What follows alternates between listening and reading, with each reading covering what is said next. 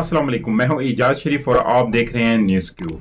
साबिक वज़ीर-ए-आज़म इमरान खान ने कहा है कि साबिक army chief general Qamar Javed Bajwa को मुझे कभी एक्सटेंशन नहीं देनी चाहिए थी, वो एक्सटेंशन लेते ही बदल गए। इमरान खान का मजीद कहना था कि शुरू में मुझे काफ़ी शक था।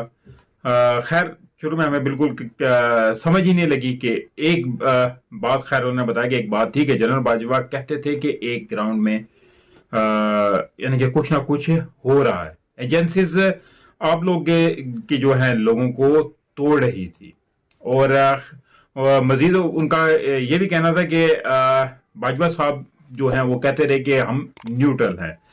और मजीद इमरान खान का यह भी कहना था कि ये प्लान जो है 2021 की गर्मियों में बन गया था, इसके बाद काम शुरू हो गया था। उन्होंने कहा कि हमारी हुकूमत में बाजवा ने हुसैन हक्कानी को हायर किया, उन्होंने मेरे खिलाफ अमेरिका में मुहिम चलाई कि मैं अमेरिका के खिलाफ हूं। हुसैन हक्कानी की ट्वीट भी हैं। हुसैन हक्कानी के साथ CIA का भी कोई आदमी था, हमारे दौर में बतौरे लोबिस्ट हायर हुआ, वो अमेरिका में मेरे खिलाफ काम कर रहा था। टोलन लो जो मामला शुरू हुआ वो उधर से नहीं, वो यहां से शुरू हुआ। उनका मजीद कहना था कि सब प्लान जो है बना हुआ था, मुझे तो ये भी समझ नहीं आ रही थी कि हो क्या रहा है। ये कहना खैर शुरू हो गया कि मैं इमरान खान ने कहा कि मैं फैज हमीद को आर्मी चीफ बनाना चाहता हूं।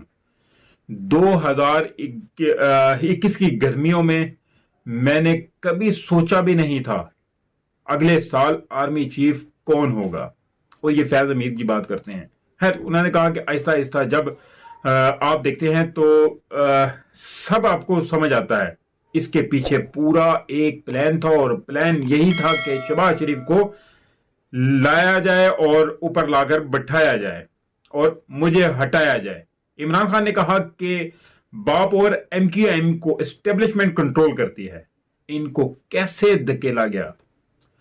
शाहजैन भुगटी हैं जो एस्टेब्लिशमेंट की मर्जी के अलावा कहते हैं कि वो खाना भी नहीं खाते थे। वो गया तो तब हमें वाज़ेह हो गया, हमें आखिर में मालूम हुआ कि ये उनका प्लान बना हुआ है। एक जो है जनरल बाजवा एक्सटेंशन से पहले थे, एक बाद में थे। एक्सटेंशन के बाद उन्होंने असेंबली के अंदर सारी पार्टीज को साथ मिलाया और नून लीग को खास तौर पर ऑन बोर्ड लिया, तब ही इनकी जो है वो अंडरस्टैंडिंग हो गई। इसके सारे केसेस जो है वो पीछे हट गए। अब देखें कि इनका कहना था कि अचानक कमर जावेद बाजवा का कहना शुरू यह हो गया कि देखें कि मैशेज जो है, मैशेज को आप ठीक करें, एहतसाब भूल जाएं, NRO की बातें शुरू होगी कि छोड़ें, आप क्यों पड़े हुए हैं। समझौता उधर हो गया था, समझौता यह था कि केसेस से पीछे हटें। बाजवा पर भरोसा कहते कि मैं बहुत ज्यादा करता था, हालांकि आसार दूसरे भी थे। सोचता था कि एस्टेब्लिशमेंट मेरी तरह सोचती है कि इसका स्टेक जो है वो सिर्फ पाकिस्तान में ही है। खैर साबिक वजीर आजम ने बताया कि अगस्त में कमर जावेद बाजवा से आखिरी मीटिंग हुई, उन्होंने अजीब बात की।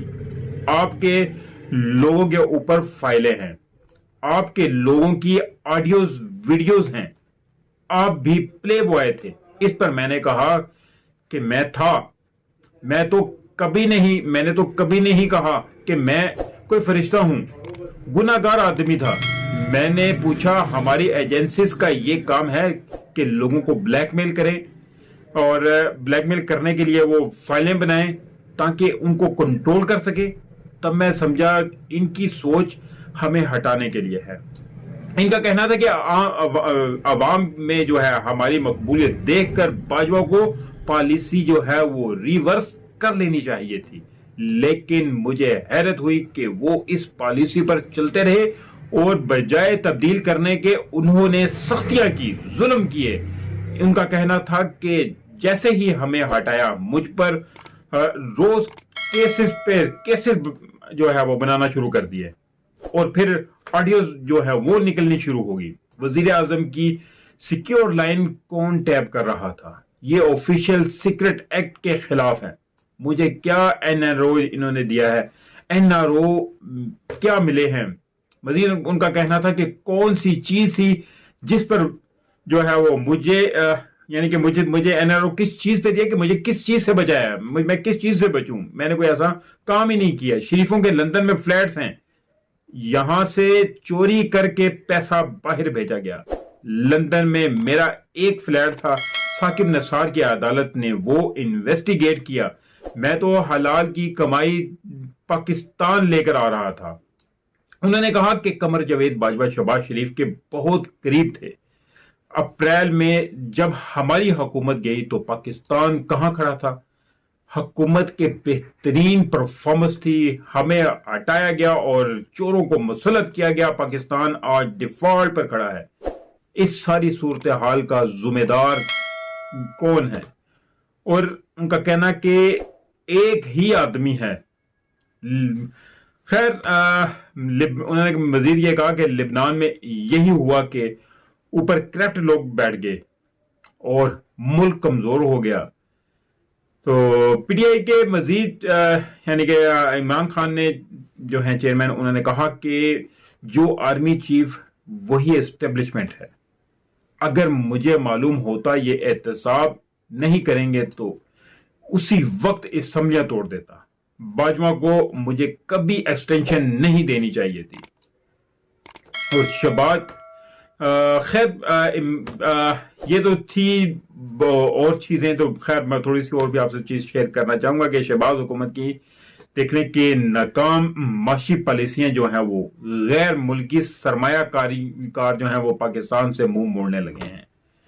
अब देखें कि मौजूदा हुकूमत के 8 माह में गैर मुल्की सरमायाकारी मुसलसल जो है वो ग्राउंड का शिकार है। बराह रास्त गैर मुल्की सरमायाकारी में 51% कमी रिकॉर्ड की गई है। सरमायाकारों का कहना है कि मुल्क में गैर यकीनी जो है वो सियासी सूरत हाल ने सरमायाकारों के एतमाद को नुकसान पहुंचाया और पाकिस्तान में गैर मुल्की सरमाया जो है सरमाया के रुझानात और जरूरियात से आगाही का फकदान भी है। माहिरीन ने कहा है कि मौजूदा हुकूमत की माशी पॉलिसीज में तसलसल नहीं है और हुकूमत ने एलसीज पर पाबंदी आयद करके सनतों को तबाही के दहाने पर पहुंचा दिया है। इसलिए मजीद सरमायाकार जो है वो पाकिस्तान आने से घबरा रहे हैं। इमरान खान का मजीद कहना है कि तहरीक इंसाफ के जो है वो वफाकी जो है वफाक के खिलाफ वाइट पेपर जारी करने के मामले पर इमरान खान की माशी टीम की जो है वो जानिब से तैयार वाइट पेपर के निकात सामने आ गए हैं।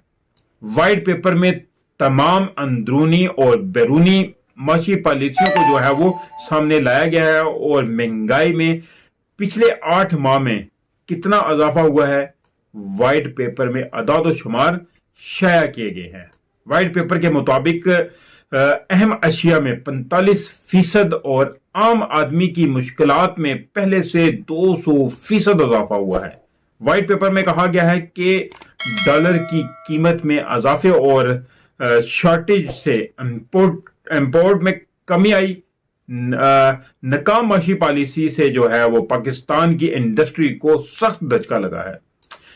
इमरान खान की माशी टीम ने बताया कि पिछले 8 माह में लाखों हुनरमंद जो है अफराद बेरोजगार हुए। गैर दानिशमंदाना इकदाम से ज़रात को भी नुकसान का सामना है।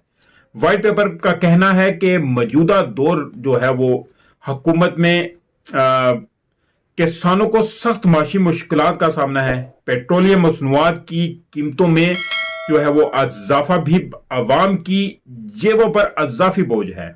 वाइट पेपर के मुताबिक हुकूमत की नाकामी जो है वो माशी पॉलिसियों की वजह से है और आम आदमी की जिंदगी जो है वो अजीरन हो गई है। अब ये हैं सारे मामलात।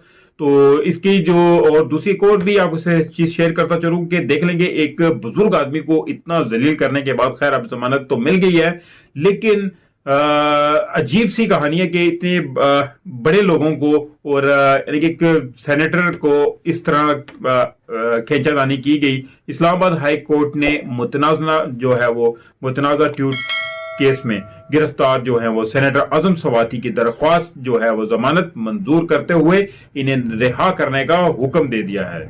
चीफ इस्लामाबाद जो है हाई कोर्ट के जस्टिस आमिर फारूक ने 2 लाख रुपए के मुचल्लकों के एवज पीटीआई सेनेटर जो हैं उनकी दरख्वास्त जमानत जो है बाद गिरफ्तारी मंजूर की थी। खैर, आजम सवाती ने रहाई के बाद मीडिया से बात करते हुए कहा है कि मैं इस कप्तान का सिपाही हूं जिसने मुल्क की खातिर अपने जिस्म पर गोलियां खाई। मेरा अज़्म अपने कप्तान की तरह बुलंद है। इनका मजीद कहना था कि चंद बाज़मीर निडर और दलेर जजों के अलावा मुल्क में अदल का निजाम सोया हुआ है। नहीं तो किसकी मजाल थी कि एक ट्वीट पर मेरे खिलाफ पूरे मुल्क में मुकदमात कायम होते। अब देखें कि एक सेनेटर और अब देख लेंगे इमरान खान ही अपनी एफआईआर नहीं कटवा सके तो बाकी तो मामला सारे किधर हैं।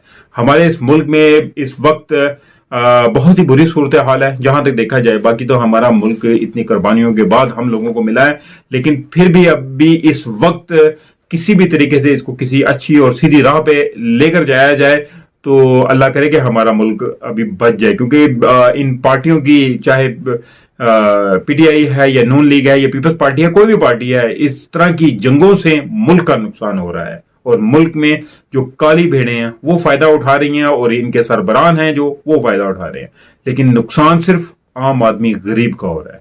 तो इसके साथ ही मुझे इजाजत दीजिए, मिलते हैं अगले वीडियो में। तब तक के लिए अपना ख्याल रखिएगा। कर लीजिए दोस्त अभी तक मेरे चैनल को सब्सक्राइब नहीं किया तो चैनल को सब्सक्राइब जरूर कर ले और बेल आइकन के बटन को भी जरूर दबा दे ताकि मेरी हर नई आने वाली वीडियो का नोटिफिकेशन आपको मिल सके। अल्लाह हाफिज।